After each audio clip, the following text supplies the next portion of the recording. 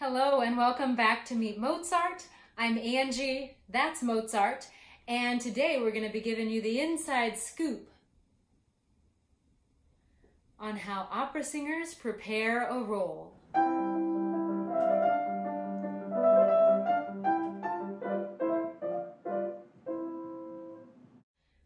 So the first thing that's going to happen whenever an opera singer receives an offer for a role is we're going to become completely overwhelmed with a rush of emotions that range from complete joy and gratitude to have been chosen to get to share our gift, and also complete and utter terror at the amount of work that has to be done and how on earth we are going to ever pull it off. Once the emotions have subsided, we're going to sit down and we're going to do a lot of work starting with the text. If the text is in a language that we're already fluent in, then it's not a ton of work. We're going to be reading through the text, getting to know what's going on with our character, what's going on with the other characters, and studying that text. If it's a language that we aren't fluent in, we're going to spend a lot of time and get real cozy with these guys. We're actually going to go through and translate the text of a 3-hour opera word for word with a dictionary.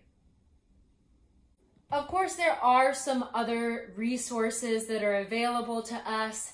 Nico Castel wrote an entire series of books that translates an opera word for word, so we can go and look there as well. But it's always advised for us to sit down and take that time, because reading someone else's translation is helpful, but unless we really take the time to get to know each word and all the possible definitions and translations, we're really only kind of getting one version of the text.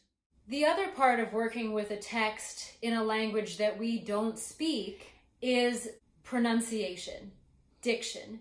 And this is actually how a lot of our time in college conservatories and university programs gets spent.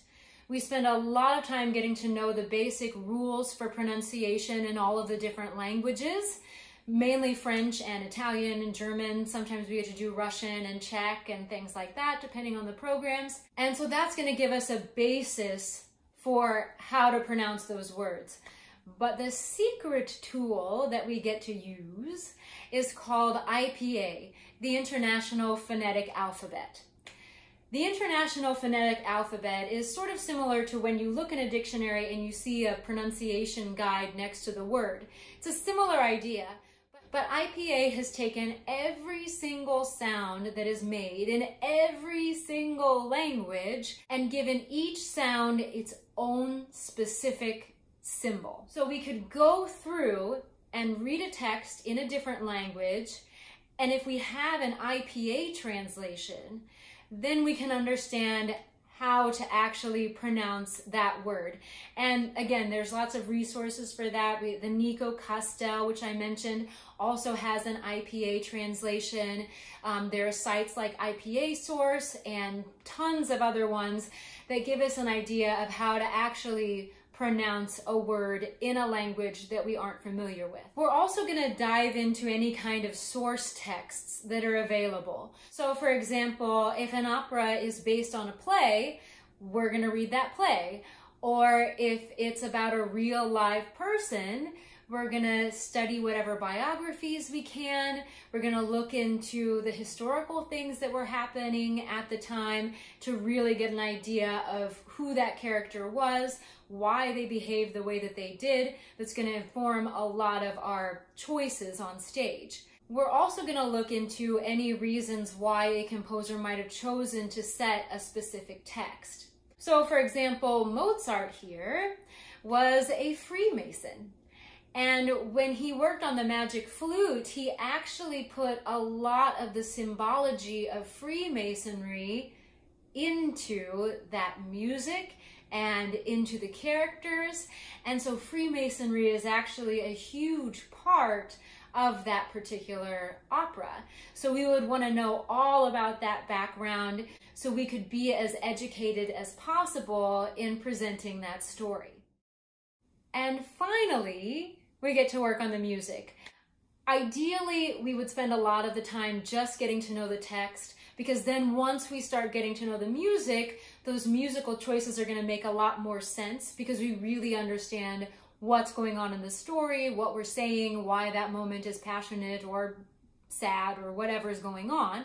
We'll really understand the music better by taking the time to look at the text first. However, to do that usually takes a luxury of time that most times we don't get. So we end up kind of doing all the text work at the same time as starting to work in the music stuff.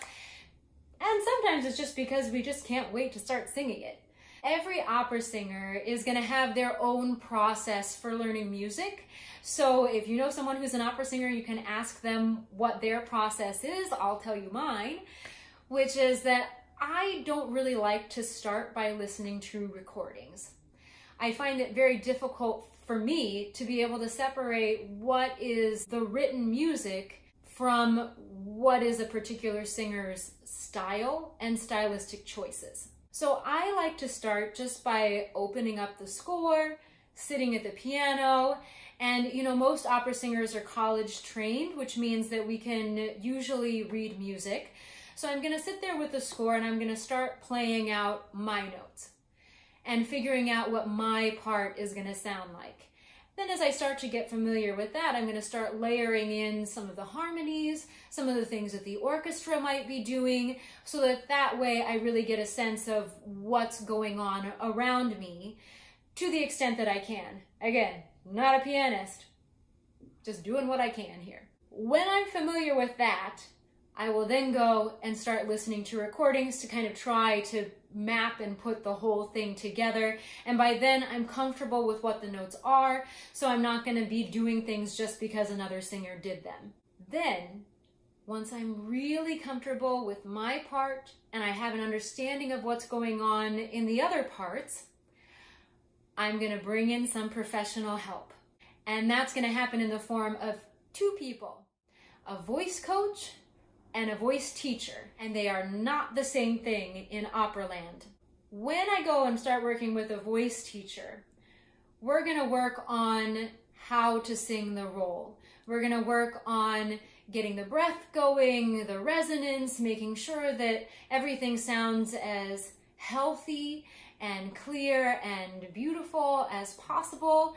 And a voice teacher usually is also a singer themselves, so they have a background and really have a deep understanding of vocal technique and how to actually sing some of these roles. The other person that I'm going to spend a lot of time with is the vocal coach. And a vocal coach is going to mainly focus on interpretation. So they're going to clue me in on all the little stylistic things that are going on in the music. They're going to tell me what's traditionally done in terms of, this phrase should be louder, that one should be softer, maybe here it could have this feeling to it. They're also going to let me know about performance practice. There were some opera singers that perhaps took a chance or sang something a little bit differently, and it went over so well that we decided that for all time, we're all going to try to do that same thing. So a coach will probably let me know if there's something like that I ought to be aware of. They will also spend some time working with me and double checking my diction. They're going to make sure that I picked up on any kind of idiosyncrasies or nuances in the language that maybe I wasn't aware of before. So the coach is really going to guide me on how a piece should be performed. Coaches are usually pianists, and they sort of earn their credit to be able to work with singers by collaborating in things like art song, also by being pianists at voice lessons, so they get to see how teachers and singers work together and learn a lot of the repertoire that way. The other way is to be what we call a répétiteur. Oh yeah, we're gonna say that one again. Répétiteur. And that basically means a pianist at a rehearsal. So they're gonna learn through experienced conductors, they're gonna learn through working with singers as we are rehearsing for an opera. And that is all of the work that gets done before the first rehearsal. Once we get to a rehearsal, we want to know everything there is to know about that part. We want to know all of the music and be solid so that we're not having to take time and fix little things musically. We want to be really solid in the character so that whenever a director asks us to do something, we either completely understand why, or we can figure out how to make that work with our concept of a character. So we're really going to spend that time going into the music with conductors, with directors, with our fellow singing colleagues on stage, and then of course finally the orchestra, and really spending that time to get to know the piece, to bring a production to life so that we have something that is really of value and quite meaningful to share with our audiences. So that wraps up our video on how opera singers prepare for a role. It was a topic that actually came to mind in a conversation with one of our subscribers.